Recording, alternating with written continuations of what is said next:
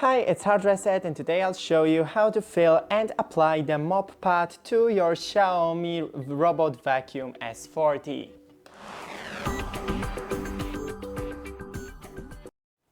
So take the mop pad and right in here is the lid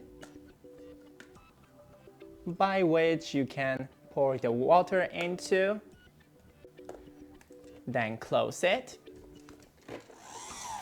Rotate your robot and by holding this button and this button down, slide it Water tank installed on top and let go of the buttons.